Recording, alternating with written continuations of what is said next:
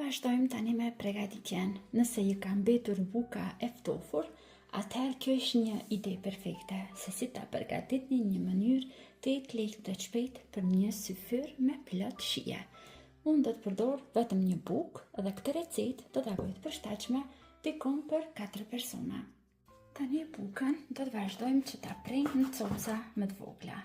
Njëherë do ta dojmë në shirit, pastaj do ta ndojmë edhe në forma katrore.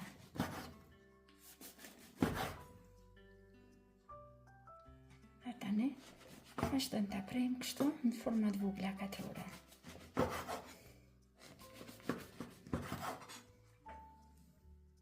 Tani marrim një tepsi dhe aty vazhdojmë i shtojmë pjesët e bukës, cilat i kemi coptuar. Tani marrim njën më të madhe dhe vazhdojmë aty të shtojmë 3 vezë plota. Tani, si për vezëve, do të shtojmë 150 ml me qumësht. Vazhdojmë që të shtojmë edhe 2 deri në 3 lugë gjelle me vaj. Vazhdojmë të shtojmë pak kryp dhe pak origano.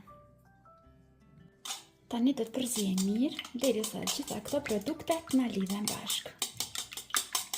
Tani, si për pjesëve të bukës, e shtojmë përzierjen që e pregaditëm, duke i siguruar që të gjitha pjesët e bukës do të na lagjen. Për që qenë edhe më të sigurt, do t'i përzijem me një lugë.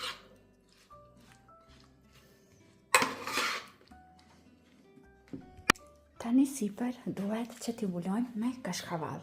Pasi shumica nga ju më pyetni për llojin e kashkavallit, cilën unë e përdor në gatimet e mia, zakonisht atë e zgjedh nga marka Pınar, Taze, Kaşar Peynir.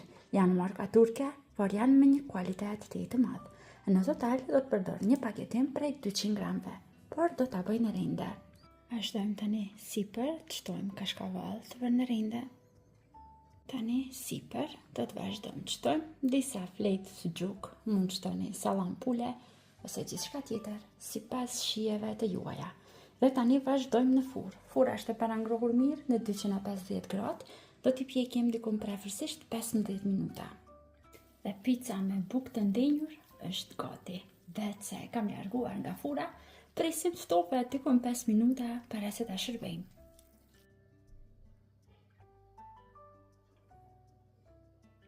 Shpresoj që do ta provoni dhe ju dhe do ta shijoni për një syfyr të shpejtë me familjen e juaj.